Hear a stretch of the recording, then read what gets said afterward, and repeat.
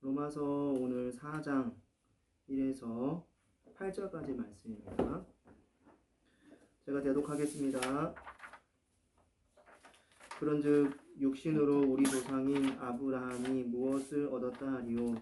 만일 아브라함이 행위로서 의롭다 하심을 받았으면 자랑할 것이 있으려니와 하나님 앞에서는 없느니라.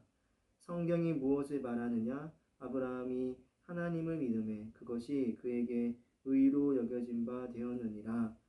일하는 자에게는 그 삭시 은혜로 여겨지지 아니하고 보수를 여겨지거니와 이 일을 아니할지라도 경건하지 아니한 자를 의롭다 하시는 이를 믿는 자에게는 그의 믿음을 의로 여기시나니 일한 것이 없이 하나님께 의로 여기심을 받은 사람들의 복에 대하여 다윗이 말한 바 불법이 사함을 받고 죄가 가리워짐을 받는 사람들은 복이 있고 주께서 그 죄를 인정하지 아니하신 사람은 복이 있도다 함과 같으니라.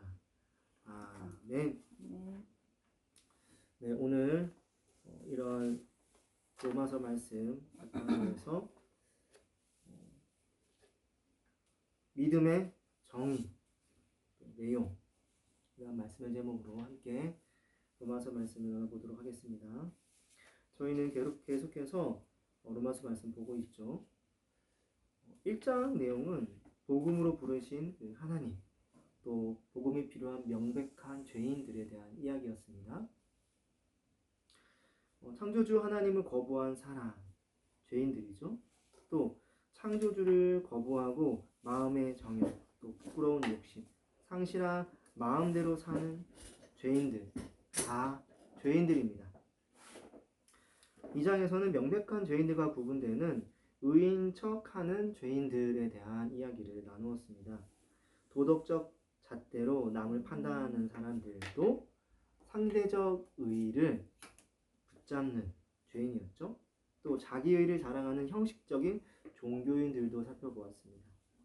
3장에서 복음을 듣고도 거부한 죄인, 모든 사람은 본질적인 전적 부패한 죄인이라는 것을 살펴봤죠. 복음을 듣고도 의심하고 또 왜곡, 비방, 거부하는 자들은 하나님 앞에 다 죄인입니다. 모든 사람은 본질적으로 전적 부패한 죄인이었죠. 모든 사람은 율법 아래 심판받습니다. 그러므로 모든 사람은 율법을 통해 죄인인 것을 깨달아야 합니다. 그럼 죄인이 의롭다 여김받을 수 있는 길은 무엇인가 했을 때 3장에 나와 있죠. 오직 형벌대속적 죽음을 죽으신 화목제물 예수님을 믿는 길뿐입니다. 이것이 하나님의 의로 의롭다 여김받을 수 있는 유일한 길입니다. 율법의 행위, 선행으로는 하나님의 의를 성취할 수 없습니다. 죄인은 오직 예수님이 성취한 하나님의 의를 통해서만 의롭다 여김받을 수 있습니다. 예수 피를 믿음으로 의롭다 여김받는 자의 받는 복음, 그 복음의 유익에 대해서도 좀 말씀을 나누었었죠. 3장 후반부에서 믿음으로 말미암는 하나님의 의는 자기의 의, 자랑을 거부하고 겸손케 하고 은혜에 감격하게 한다라는 부분이 있었죠. 이런 유익이 있습니다. 또 믿음으로 말미암는 하나님의 의는 차별이 없고 연합시키는 일을 한다는 부분입니다. 믿음으로 말미암는 하나님의 의는 율법을 성취하고 오히려 도덕 폐기론을 폐기한다. 오히려 주를 위해서 더 도덕적이고 윤리적으로 살아가게 되는 거죠. 하나님을 위해서 그렇게 하나님의 법대로 살아갑니다. 오늘은 이제 4장 1절부터입니다. 바울은 로마서 1장 3절 1장부터 3장 전반부 해가지고 모든 사람이 죄에 있는 것을 설명했습니다. 바울은 어떤 사람이라도 자신은 죄인이 아니라고 말할 수 없을 만큼 압도적으로 죄인이다 라는 것을 설명했죠. 또 3장 후반부에서는 죄인이 의롭다함을 받는 길은 오직 믿음이었었죠. 이 길은 형벌대속적 죽음을 죽으신 화목제물 예수님을 믿는 길입니다. 믿음으로 칭의받는 복음은 죄인들에게는 정말 유익한 그런 복음이었었죠. 자, 이제 4장. 4장에서 바울은 죄인에겐 너무나도 귀한 이 믿음이 어떤 것인지를 설명합니다. 구약에서 아주 중요한 인물인 아브라함과 다윗을 통해 이 믿음이 어떤 것인지를 설명한다는 거예요. 그러니까 예를 들어서 아브라함 이러했고 다윗이 이러했다라고 하는 겁니다. 자, 그럼 믿음은 의롭다 여김받게 하는 그 믿음에 대해 살펴보도록 하겠습니다. 그래서 자, 로마서 4장 1에서 3절 제가 대독하겠습니다. 그런즉 육신으로 우리 조상인 아브라함이 무엇을 얻었다 하리요? 만일 아브라함이 행위로서 의롭다 하심을 받았으면 자랑할 것이 있으려니와 하나님 앞에서는 없느니라. 성경이 무엇을 말하느냐? 아브라함이 하나님을 믿음에 그것이 그에게 의로 여겨진 바 되었느니라. 전문맥에서는 바울은 복음을 비판하는 유대인들을 위해 그들이 했던 그 세 가지 대표적인 비판들을 거론했습니다. 이를 통해 바울은 의도했던 그것은 믿음으로 하나님의 의롭다 하심을 얻는 복음이 얼마나 우리에게 유익한가, 이거를 이야기하는 거였죠. 이어서 4장. 4장에서 바울은 아브라함 이야기를 합니다. 왜요? 믿음으로 의롭다 여김받은 자가 신약에서만 있었던 이야기가 아니라는 겁니다. 이것을 보여주기 위한 거예요. 그렇게 해서 그 믿음으로 의롭다 여김받는 이것은 우리 조상들이 다 그렇게 따랐던 길이다. 그 가운데 믿음은 이러하였었다 라는 것을 알려주기 위함인 것이죠. 이미 구약부터 있었던 일인데 공교롭게도 유대인들에게 가장 중요한 조상 아브라함이 그 주인공이라는 것이 또 유대인들에게 문제죠. 네, 바울은 유대인의 육신의 조상 아브라함의 경우는 행위를 통해 무엇을 얻었는지 묻습니다. 만약 아브라함이 행위로서 의롭다함을 얻었다면 어떤가라고 하는 말로 운을 떠는 거예요. 그렇다면 바울은 아브라함이 행함을 의지하여 자랑한 것이 있었을 것이다 라는 겁니다. 그러나 자랑한 것이 있다 없다? 없다는 거야. 살펴봤는데 없다. 사라를 누이라 속인 사건, 네, 잘 아시죠? 바울은 아브라함이 하나님 앞에 자랑할 것이 없다라고 했습니다. 그것이 무엇 때문이겠습니까? 네, 이런 사건들이 있었기 때문입니다. 사실 그도 그럴 것이 이제 아브라함이 창세기 12장부터 범죄하여 애굽에서 자기 아내를 바로왕에게 누이라고 속였었거든요. 누이, 네, 네, 하나님께서 아브라함의 아내를 통해서 자녀 주신다고 약속을 했는데, 네, 이게 범죄를 저지른 겁니다. 이게 한 번이 아니고 두 번이라고 하는 거예요. 심각하죠. 그러니까 아브라함은 그 후에 또 그랄 지역에 머물기도 하게 되는데요. 그때 그랄 왕 아비멜렉에게 자기 아내를 또 누이라고 속입니다. 참 대단하죠. 네. 또 그 외에도 아브라함은 하나님이 사라를 통해 아기를 주시겠다는 약속을 또 믿지 못해가지고 여종 하갈을 통해 자녀를 얻고자 하는 일도 벌였었습니다. 다른 사람들은 아브라함이 거부라고 하면서 아브라함을 높일지도 모르겠어요. 네. 또 군사로 기른 종이 수백 명이나 있는 그런 힘센 족장이라고 두려워했을지 모르겠습니다. 가나안 땅을 짓밟은 북왕국 왕들을 또 이게 무찌르고 그 복수한 또 명승부가 있지 않습니까? 전쟁 영웅이죠. 가나안 땅에서는. 그 당시 아브라함의 어떤 위세는 대단했습니다. 그 가나안 땅에서. 그리고 지금 이 시대에서 우리가 보는 아브라함도 대단한 인물이고 영웅이죠. 그러나 하나님 앞에 아브라함은 사실 그닥 자랑할 것이 없는 범죄한 죄인일 뿐이라는 거예요. 우리가 봤던 것처럼 하나님의 약속도 못 믿고 그렇게 아내를 누이라 하고 하가를 통해서도 자녀를 얻으려고 하기도 하고. 그래서 바울은 성경이 아브라함의 의를 이야기할 때 믿음을 말한다라고 합니다. 믿음. 로마서 4장 3절이죠. 성경이 무엇을 말하느냐? 아브라함이 하나님을 믿음에 그것이 그에게 의로 여겨진 바 되었느니라 라는 겁니다. 이 사건은 하나님이 아브라함을 장막에서 이끌고 나와 밤하늘 별을 보게 하시며 주었던 약속의 사건입니다. 그러니까 창세기 15장 사건입니다. 15장 사건.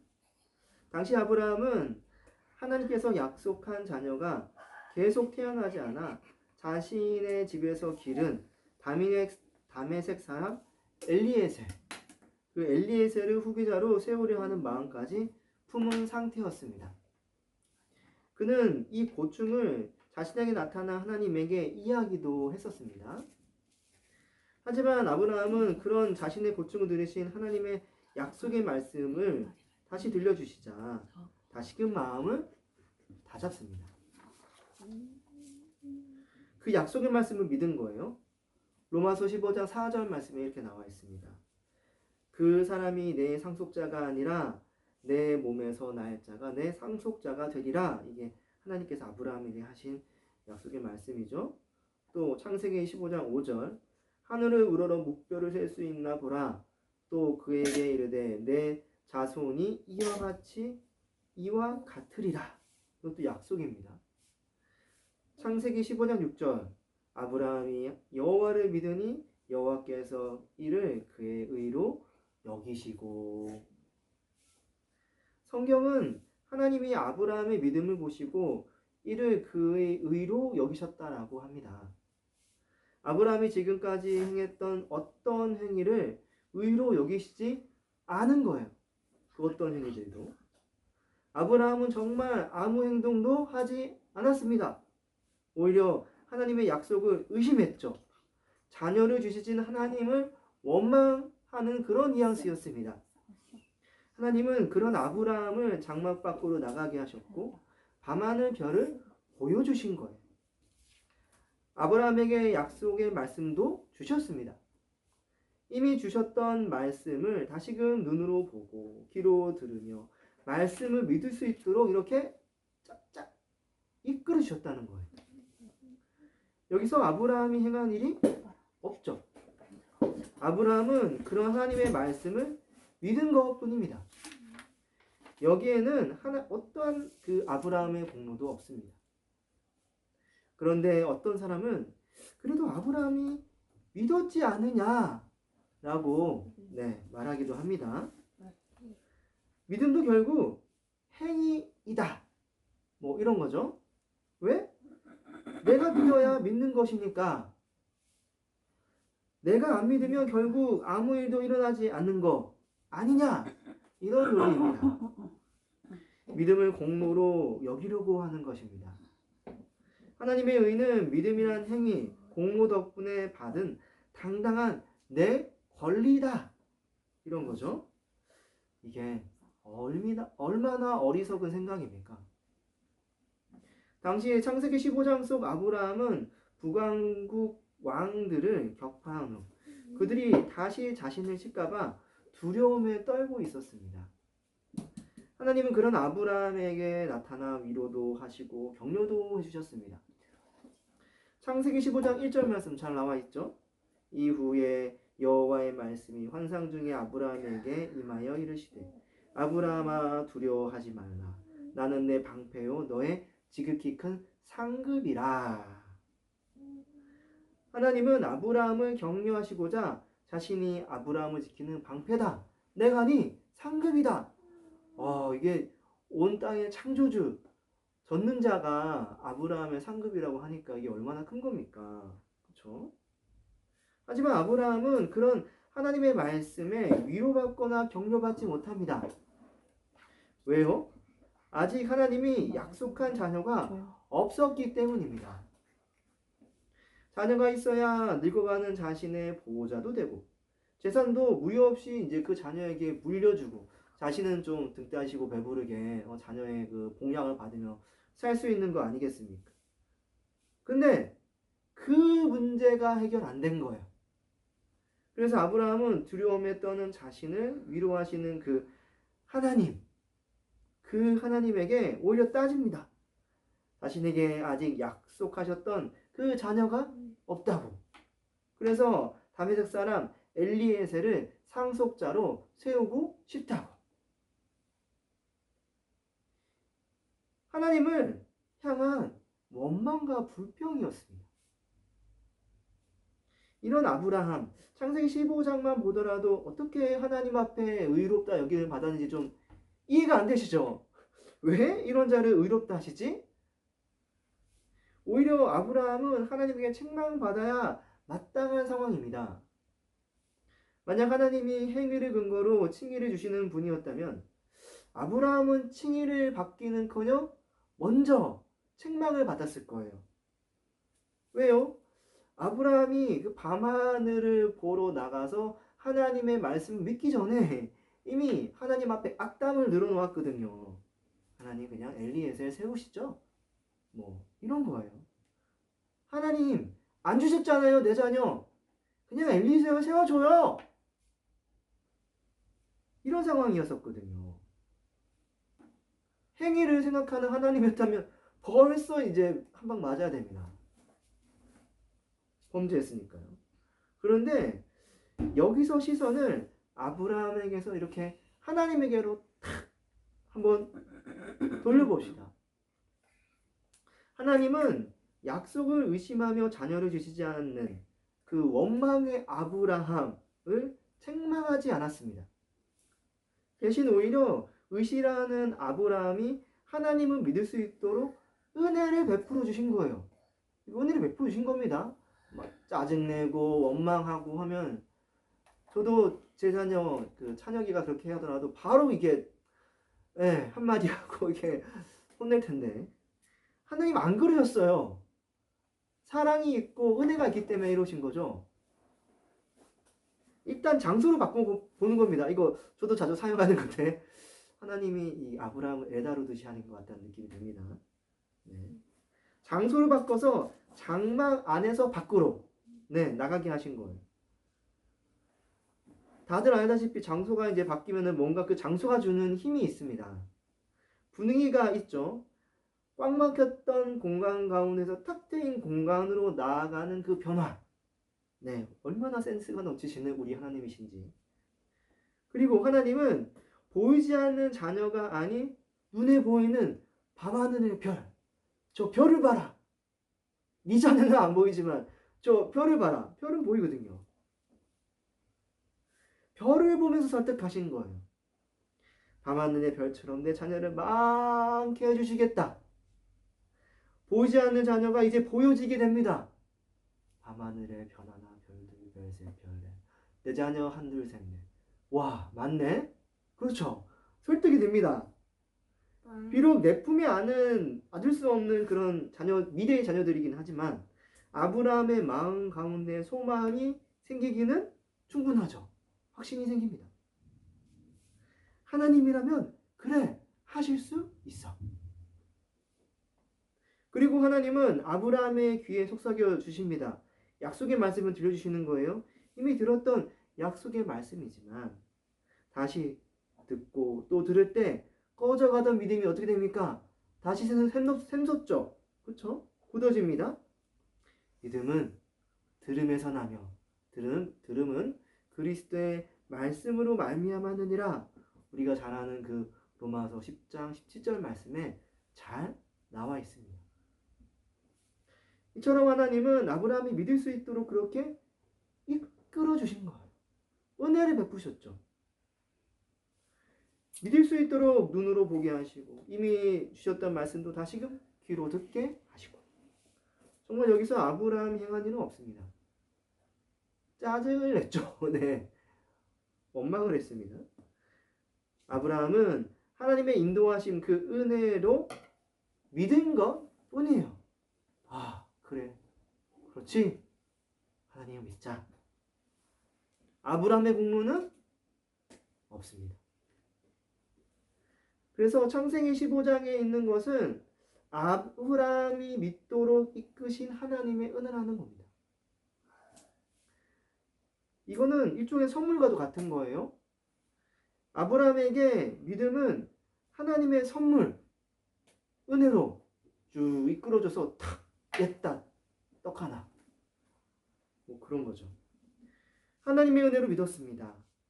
그리고 또 하나님은 그 믿음을 통로로 아브라함에게 의롭다 칭해 주신 거예요. 그렇죠. 믿음을 칭의를 받는 통로로 사용해 주신 거예요. 믿음이 의롭다 여겨주시고, 믿음 선물 받았는데 그 믿음을 통해서 하나님이 이렇게 하나님의 의. 아브라함이 믿으니 여호와께서 이를 그의 의로 여기셨다. 믿음은 칭의의 통로였습니다. 여기에 믿음이 행위, 공로라고 할 여지가 없는 거예요.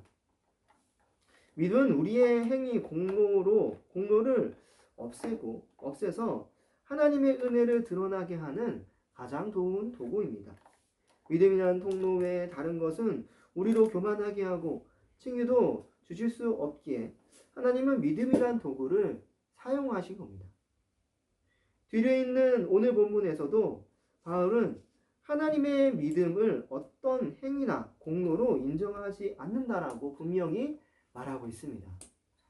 자, 로마서 4장 4에서 5절 말씀 볼까요? 제가 읽어보겠습니다. 일하는 자에게는 그 삭시 은혜로 여겨지지 아니하고 보수로 여겨지거니와 일을 아니할지라도 경건하지 아니하는 자를 의롭다 하시는 이를, 이거 하나님이시죠? 믿는 자에게는, 신자를 말합니다.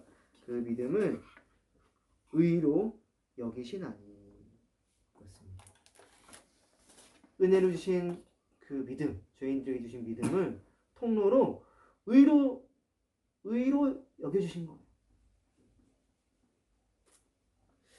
바울은 일반적인 논리로 노동자와 노동 또 보수의 관계를 설명했습니다. 즉 노동자에게 노동에 따른 그 삭은 당연한 보수죠. 돈입니다. 누구도 이 보수를 은혜로 여기지 않습니다. 노동의 대가죠. 왜냐하면 당연히 받아야 될 내 돈이니까요. 노동자가 노동했으니까 당연히 돈 받아야죠. 그렇죠. 누가 이거를 은혜라고 생각하겠습니까? 은혜란 받을 자격 없는 자에게 값없이 거저 주시는 거거든요. 그런데 바울은 일을 하지 않았음에도 그를 믿는 자라고 의롭다 하시는 이가 있다고 합니다. 또 심지어 일도 안 했을 뿐더러 불경건하기까지 한 자인데도 그가 믿는다고 의롭다 여기시는 분이 있다고 합니다. 그가 누구냐? 하나님. 맞아요. 하나님. 바보 하나님이시죠. 아니 어떻게? 왜 그런가? 일한 것이 없이 하나님께 의로 여기심을 받은 사람에 대해 6절이 말하고 있기 때문입니다. 네, 일한 것이 없이 하나님께 의로 여기심을 받은 사람에 보게 되어요. 이렇게 말하고 있지 않습니까? 바울은 하나님이 일한 것, 즉 어떤 행위, 공로를 근거로 죄인을 의롭다고 하지 않으신다 말하고 있습니다. 비록 일을 안 했다 하더라도 불경건하다 하더라도 복음을 믿는 죄인, 그를 의롭다 여기신다. 창세기에서 아브라함이 믿는 것을 보시고 의롭다 하시던 그 하나님은 바울 때도 마찬가지였습니다. 하나님은 죄인 아브라함이 원망하며 불평하다 한다고 해서 버리시는 그런 하나님이 아니셨죠. 하나님은 범죄한 자기 백성을 은혜로 이끄시는 하나님이십니다. 또요, 자기가 원하는 자들에게 믿을 수 있는 그런 말씀을 들려주셔서 믿도록 해서 믿음을 선물로 주시는 거예요. 또 바울은 그때나 지금이나 하나님은 그 믿음을 통로로 죄인을 의롭다라고 여겨주신다는 거예요. 칭히 놀랍죠. 그러므로 이런 말씀들로 봤을 때 죄인은 자기 공로가 아닌 믿음이란 선물, 통로로 은혜롭게 의롭다 여김을 받는다는 거예요. 믿음의 정의입니다. 사실 저는 성경을 통해 믿음에 대한 이러한 공부를 하기 전에는 예전에 믿음을 내 것이라고 생각한 적이 있었습니다. 믿는다는 것이 내가 믿는 것인데 이것이 뭐 부인할 수 없는 사실 아닙니까? 믿음이 내 것이라는 것은 너무나 자연스러운 거예요. 그렇죠. 말씀에서 이런 걸 보지 않고서 누가 이거를 아니라 하겠습니까? 내가 믿는 것이니까 내가 버릴 수도 있고 따르지 않을 수도 있는 거예요. 실제도 그렇죠. 안 따르죠. 네. 내가 믿는다면 따릅니다. 그러니 믿은 것에 대한 대가도 요구할 수 있고 뭐 여러 가지 것을 따질 수도 있다라고 스스로 생각하는 거예요. 하나님, 내가 이렇게 주를 위해 했으니 나의 길을 인도해 주셔야죠. 이거 뭡니까 이게? 그렇죠? 뭐 개그도 아니고 옛날 개그 콘서트. 그렇죠? 믿음이 내 것이 되는 순간 그때부터는 내 마음에 교만이 들어옵니다. 저도 그랬어요. 하나님께 당당하죠. 나 했는데 당연히 잘해 주실 거야. 이런 믿음이 있죠. 쓸데없는 그쵸 믿음이 있습니다. 왜요? 내가 무언가 하나님께 내세울 게 있다고 생각이 되기 때문에 그런 거예요. 이제 갑과 을이 바뀐 겁니다. 하나님은 을, 나는 갑이죠. 하나님의 값없는 은혜에 한없이 낮아져야 하는 나인데 그렇죠? 믿음이 내 것이 되었으니 교만을 품게 되었던 거예요. 뭐가 잘 안 되고 있으면은 고통스러우면은 기도하면서 약간 하나님을 의지하는 듯하면서 불평불만 다 들어놓고 네. 자꾸 하나님을 원망하고 싶은 마음이 생겨지시고 하나님 저는 왜 이렇습니까? 네, 다들 한 번씩 그런 적 있지 않나요? 네, 네, 저도 그랬다는 협박 아닌 협박의 마음도 생깁니다. 내가 이렇게 해도 하나님이 해결해주지 않으시겠습니까? 한번 해보겠다는 거예요. 안 하면 내 책임 아닙니다. 하나님 책임이에요. 네, 협박이죠, 협박. 네. 신앙이 성숙해지고 복음과 믿음을 바르게 알게 된 후에는 이런 분들이 잘 정리가 됐습니다. 굉장히 부끄럽더라고요. 네. 하지만 이런 것을 몰랐을 때에는 겉은 신실해 보이지만 속은 여전히 신실하지 않을 삶을 살았다. 네. 뭔가 하나님께 세상적 요구를 요구 아닌 요구인데 요구 아닌 듯한 요구를 네. 그렇죠. 하나님의 영광을 위해 살겠습니다. 그러니 이런 거 주셔야 되겠죠? 주셔야 되겠죠? 주셔야 되겠죠? 주셔야 되는 것만 막 계속 늘어뜨립니다. 네. 안 주시면 하나님 아시죠? 네. 저 하나님 안 되면 하나님께도 네. 하나님도 부끄럽고 저도 부끄럽습니다. 네. 협박 아닌 반협박을 합니다.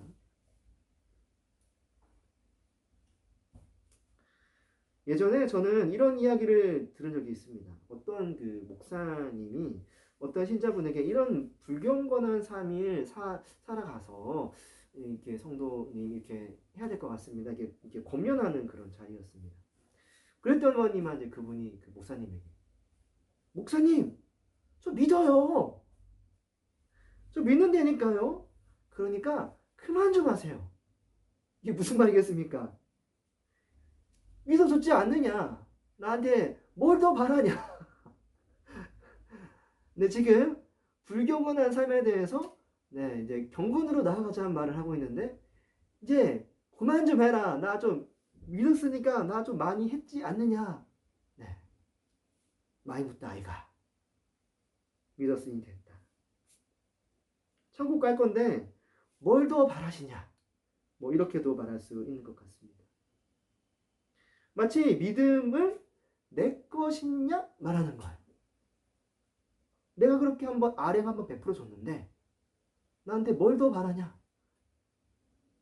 내가 믿어줬는데 하나님 나한테 도대체 뭘 더 바라십니까?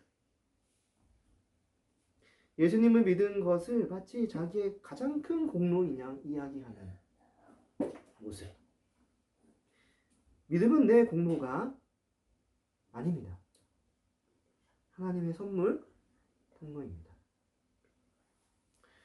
우리는 하나님의 의에 관한 믿음과 일반적인 믿음을 서로 착각하는 경우들이 있습니다. 일반적인 믿음은 다른 사람을 향한 이제 전적인 신뢰, 신뢰의 선언, 그런 거죠. 순간적인 의미를 담기도 합니다. 또 선언적인 의미도 있고요. 지속적인 신뢰 관계를 말하는 경우도 있습니다.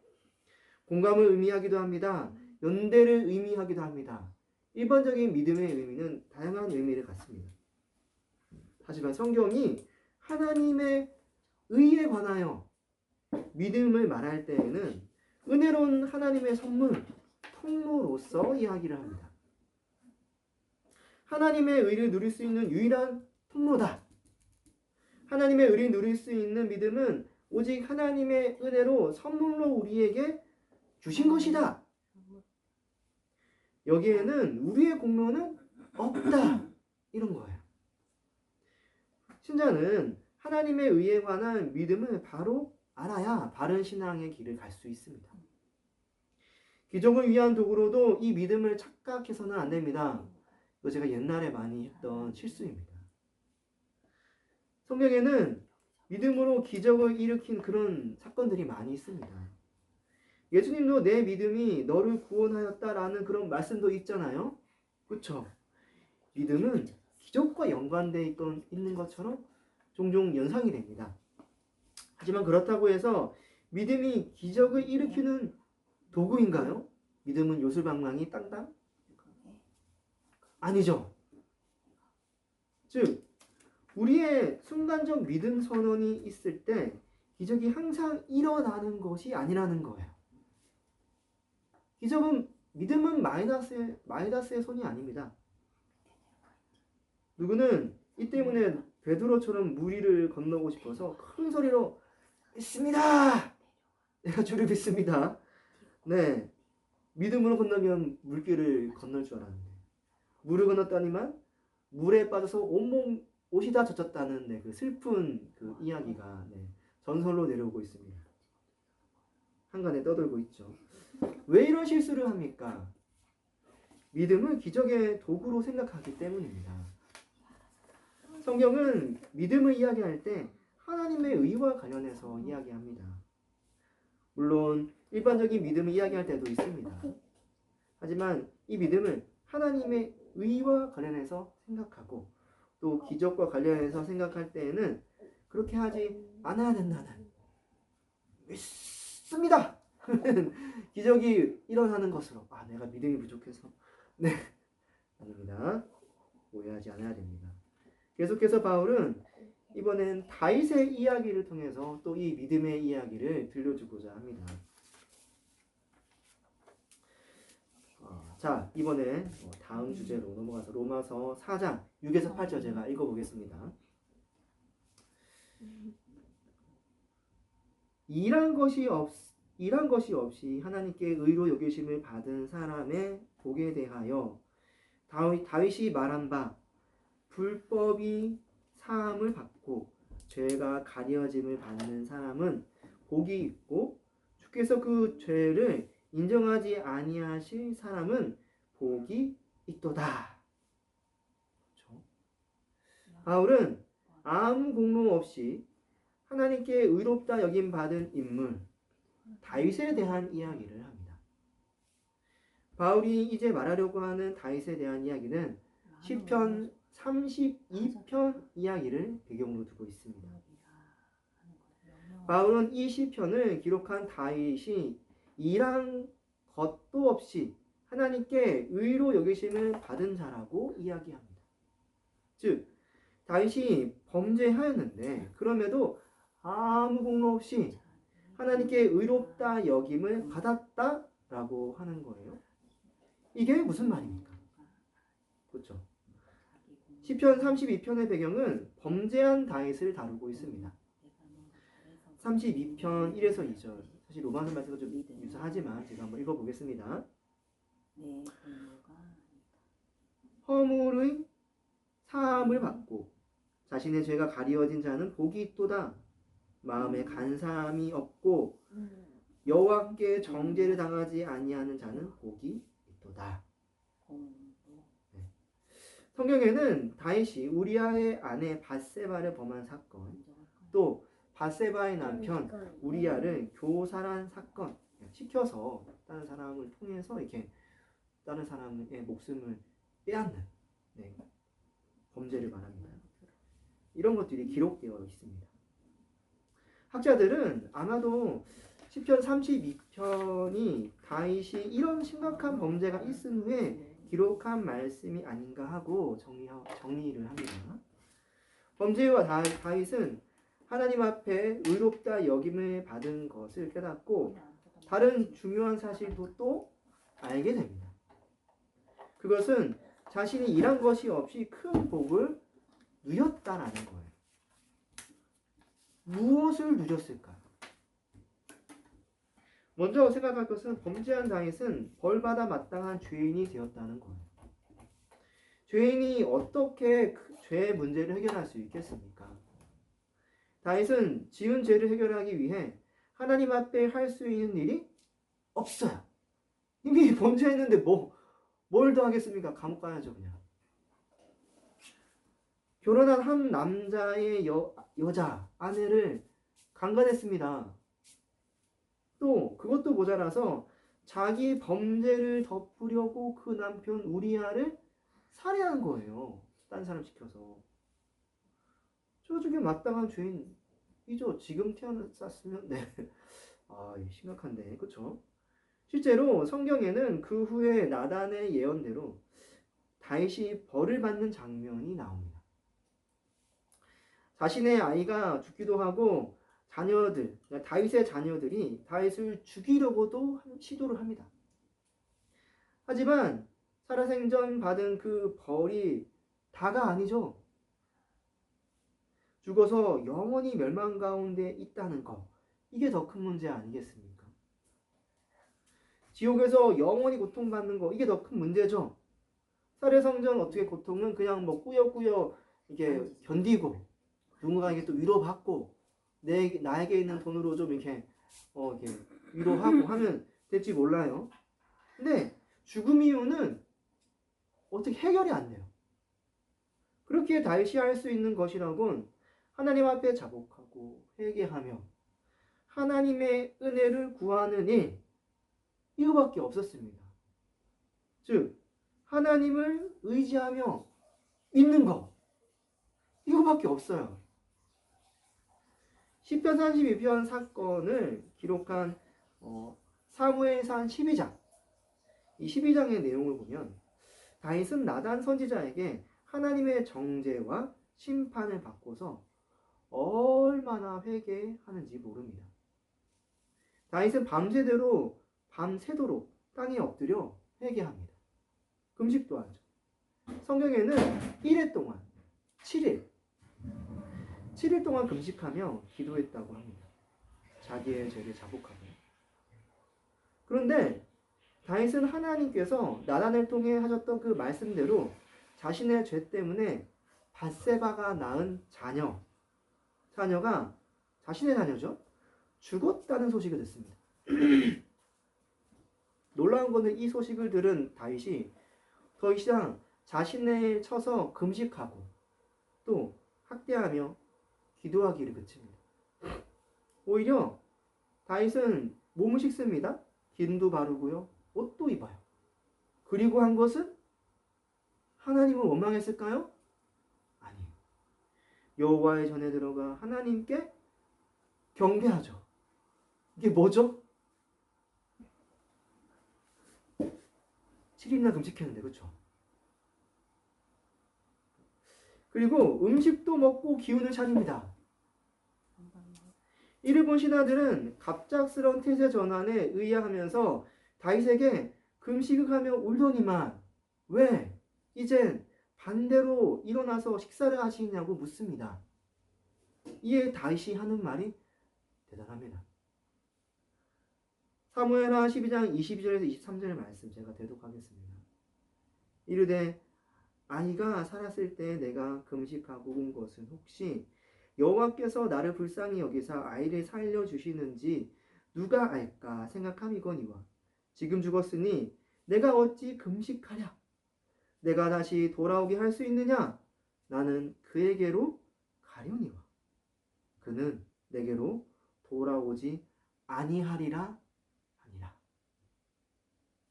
그는 자신의 힘, 능력, 어떤 행위로도 자신의 죄 문제를 어떻게 할 수 없다는 걸 깨달았습니다. 금식, 회개, 뉘우침, 그저 자신도 죄 가운데 그냥 죽는다는 거예요. 내가 자녀에게 돌아가 죽지 뭘 더 하겠습니까?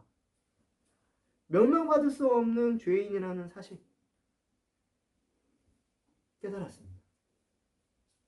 다만 자신이 할 수 있는 것은 그저 자신의 범죄에 진동한 하나님의 벌 받고 자복하고 회개하고 그래도 하나님을 믿고 경배하는 것 뿐이었습니다. 원망하지 않았어요. 이 때문에 다윗은 금식 후 제비를 하여 하나님께 예배를 드렸던 것입니다. 다윗이 하나님 안 믿었다는 겁니까? 믿었다는 거예요. 그런데 놀라운 것은 이후에 하나님은 범죄한 다윗을 버리지 않았어요. 버려야 되는데? 그쵸? 이거 정말 버려야 되는데 안 버렸어요. 사랑하셨다는 놀라운 말씀. 바로 그 다음 내용이 그런 내용입니다. 하나님께서는 밧세바가 다시 다윗의 자녀를 잉태케 하셨고요. 솔로몬을 낳게 했습니다. 놀랍죠? 밧세바가 낳은 다윗의 자녀를 하나님이 데려가셨어요. 벌로 죽이셨습니다. 근데 그 밧세바에게서 또 다윗의 자녀를 낳게 하셨는데 솔로몬. 이스라엘 백성이 가장 위대하게 여기는 왕 두 왕이 있습니다. 다윗과 솔로몬. 뭐 이렇게 우리는 솔로몬의 과거를 마지막을 알기 때문에 뭐 그닥 그 정도까지 아니라고 이야기하지만은 사실 하나님의 영광을 가장 잘 드러내는 왕 중에 한 명이 솔로몬이죠. 그런데 벌받은 태 가운데에서 영광의 왕 솔로몬이 낳은 것은 놀라운 사실입니다. 사무엘하 12장 24절에서 25절 말씀 이렇게 이야기를 합니다. 다윗이 그의 아내 밧세바를 위로하고 그에게 들어가 그와 동침하였더니 그가 아들을 낳음에 그 이름을 솔로몬이라 하니라. 여호와께서 그를 사랑하사 선지자 나단을 보내 그의 이름을 여디디아라 하시니 이는 여호와께서 사랑하셨기 때문이라. 느낌이 오십니까? 다시 한번 식스센스죠. 나단이 다윗에게 하나님의 벌을 선포했어요. 네, 회초리를 들고 막 때렸는데 이제 얼마 안 돼서 나단이 딱 오더니만은 하나님이 너의 자녀를 사랑이다라 하시더라. 이게 뭐죠? 하나님은 죄의 결과가 죽음이라는 것을 자녀의 죽음을 통해 다윗에게 분명히 보여주셨습니다. 하지만 또한 다시 자녀를 주심으로 회개하며 하나님을 의지하고 믿은 자에게 의롭다 여기심, 구원과 생명을 주시는 분임을 또한 깨닫게 한 거예요. 아마도 이 사건이 다윗에게 있어서는 인생 일대의 사건이었을 것 같습니다.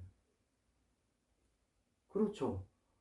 정말 지금 법원에 가도 이런 사람 못 살아남습니다. 정말 놀랍죠. 하나님은 밧세바가 낳은 자녀를 사랑하기까지 하셨다. 이것은 아무 공로 없는 다윗에게 은혜를 베푸신 하나님의 사랑이었습니다.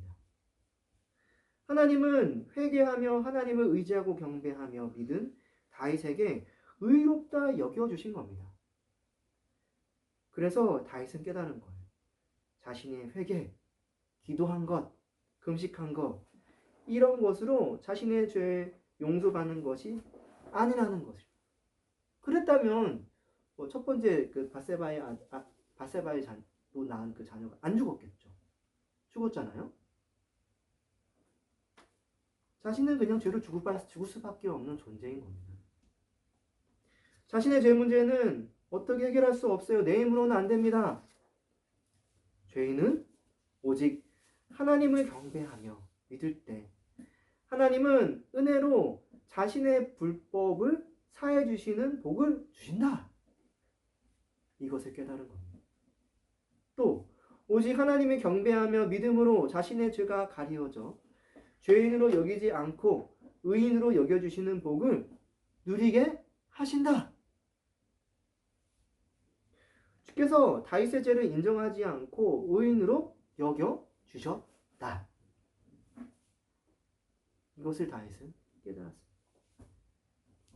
이것을 이제 알게 된 바울이 이렇게 오늘 로마서 말씀 4장 6에서 8절 가운데 말하는 거예요.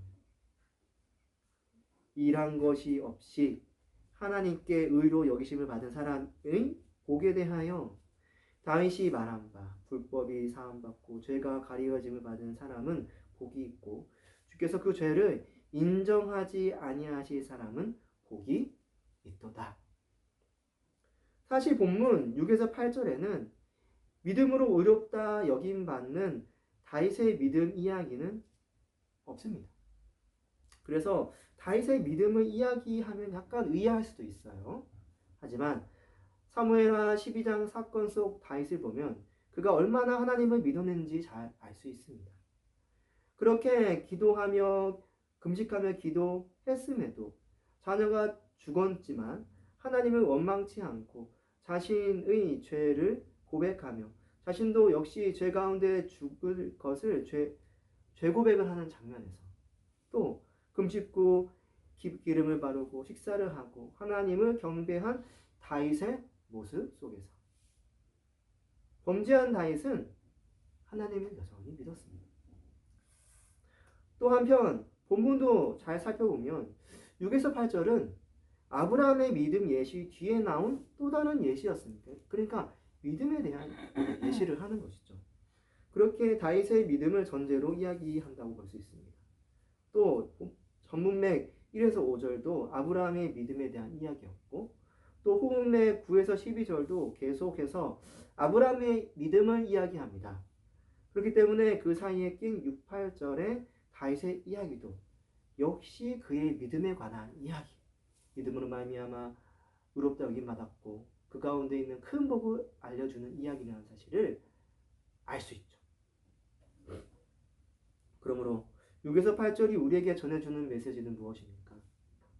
그것은 죄인은 아무 공로 없이 예수 십자가 공로를 믿음으로 우리 죄를 드리고 의롭다 여김 받는 복을 누린다 라는 것입니다. 다윗은 당시 하나님을 경배하며 믿었을 뿐입니다. 다윗은 예수님을 몰랐습니다. 그렇죠. 하지만 다윗이 믿었던 그 하나님에게 우리 죄 문제를 해결하기 위해 하신 이 일은 바로 예수님을 이 땅에 보내주신 일입니다. 예수님은 오셔서 십자가에서 우리 죄를 대신하여 죽으셨습니다. 우리가 행할 수 없는 모든 율법을 십자가 사랑으로 죽음으로 성취해 주셨습니다. 하나님은 이 예수의 십자가 공로를 믿는 자들에게 십자가 공로 속 그 모든 복을 누리게 하셨습니다. 믿는 자가 짊어진 모든 죄를 다 가져가게 하셨고요. 그리고 믿는 자에게 예수님이 성취하신 하나님의 의를 누리도록 하셨습니다. 하나님은 믿음이란 통로를 통해 죄라는 우리의 쓰레기를 가져가 가시고 귀한 선물, 승리를 주신 거예요. 모든 죄인은 예수님의 십자가 공로를 믿음으로 하나님의 위대한 교환을 누리게 됩니다.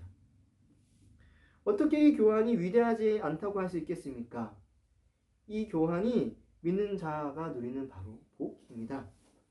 그래서 다윗은 이 복을 찬양할 수밖에 없었습니다. 불법이 사함받고 죄가 가리워짐을 받는 자들은 복이 있고 주께서 그 죄를 인정하지 아니하신 사람은 복이 있도다. 아무 한 일 없이 그저 하나님의 은혜로 예수님을 믿었는데 그렇게 된 것입니다. 내 공로, 내 자랑은 전혀 없죠. 오직 모든 일을 성취하신 예수님을 찬양할 뿐입니다. 이것이 우리가 믿는 믿음의 핵심 내용입니다. 예수님의 십자가 공로로 말미암아 우리의 죄가 다 그리스도께 가고 또 그 그리스도께서는 믿는 우리에게 그분께서 이루신 그 의를 주시고 여겨주시고 칭의를 주십니다. 그러므로 저희는 아무 공로 없이 예수 십자가 공로를 믿음으로 우리 죄를 드리고 의롭다 여김받은 복을 누립니다. 우리는 우리가 믿음으로 누리는 이 큰 복을 깊이 생각해 봐야 합니다. 우리는 이미 해결받았습니다. 그 누구도 해결할 수 없는 무한히 큰 죄, 쓰레기를 예수님의 십자가 공로를 믿음으로 예수님께 드릴 수 있는 기회를 얻었습니다. 또 우리는 이미 받아 누리고 있습니다. 그 누구도 줄 수 없는 하나님의 의의를 예수님의 십자가 공로를 믿음으로 누리고 있지 않습니까? 어떻게 우리가 하나님께 받은 것이 없다라고 말할 수 있습니까? 우리가 또 무엇을 하나님께 바랄 수 있겠습니까? 왜 내가 세상 사람들에게 있는 것은 하나도 없습니까? 이렇게 말할 수 있냔 말입니까? 원망할 수 없죠. 최소한 원망은 할 수 없는 겁니다. 기도는 할 수 있죠. 부족한 거 기도할 수 있어요. 원망은 아닙니다. 원망, 시기, 질투, 투쟁, 분노 그 모든 것은 옛사람의 이야기입니다. 마귀에게 속한 것이죠. 우리는 모두 그 옛사람을 버렸습니다. 우리는 옛습관도 버렸습니다. 우리는 새 사람이 되었고요. 그 옛습관은 계속 버리면서 이제 살아가는 겁니다. 하나님은 그것을 우리에게 원하십니다. 그 유혹을 떨쳐버리라고 말입니다. 더 많은 것을 하나님께 요구하고 더 높이 올라가게 해달라고 또 세상 사람들에게 있는 그 모든 것도 나에게 달라 하고 사랑도 나도 받고 싶고 세상 사람들에게 인기도 받고 싶고 그러면 우리 신자가 아니죠. 어떻게 신자가 세상 사람들과 똑같이 될 수 있습니까? 우리는 구별된 성도 아닙니까? 모두 옛사람이 가졌던 세속적 가치관입니다. 이것을 하나님이 주신 복으로 바꿔서 생각하면 안 됩니다. 성경은 하나님이 우리에게 그런 복을 주시는 하나님이라고 말하지 않고요. 또 그런 것을 우리의 최고의 가치라고 말하지 않습니다. 그것이 필요 없다라고 하는 건 아니에요. 하나님 복 주시는 분이시죠? 여러 가지 복들을 주시는 분이신 거예요. 그 중에 하나가 될 수 있어요. 근데 그것이 우리의 최고 가치는 아닙니다. 신자는 주께서 주시는 것에 만족하며 열심히 세상에서 살아가야 할 존재입니다. 그러므로 게으르지 말아야 합니다. 주께서 주신 것을 기뻐하며 열심히 세상을 살아가야 합니다.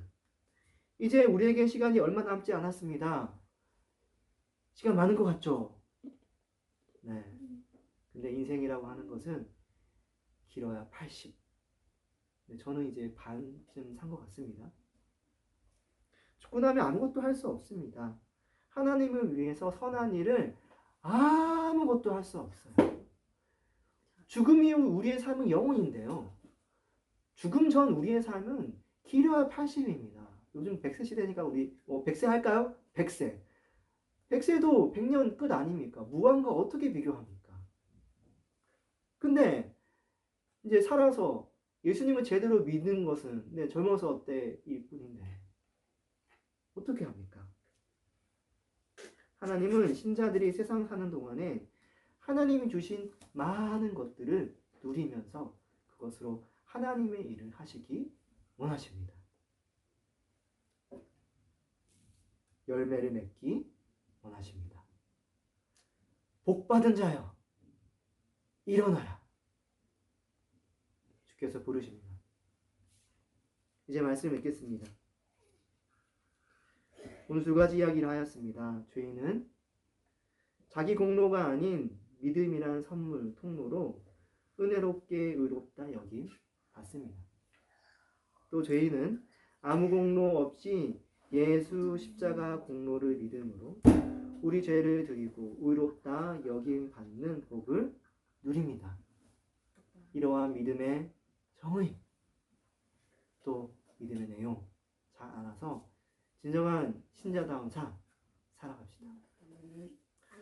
이 시간 함께 기도하겠습니다. 기도할 때 주님, 진정한 신자의 삶을 살 수 있도록 인도하여 주시옵소서. 믿음이 어떤 것인지 알게 되었습니다. 믿음을 마치 나의 공로인 양 하나님 앞에 내어놓지 않고 예수 공로 붙잡고 살아가는 저가 될 수 있도록 도와주세요. 또 주께서 기뻐하시는 선한 일 주를 위해서 행하며 살아가는 내가 될 수 있도록 도와주세요. 착각하지 않은 삶 살 수 있도록 도와주세요. 이러한 기도 제목으로 함께 기도하겠습니다.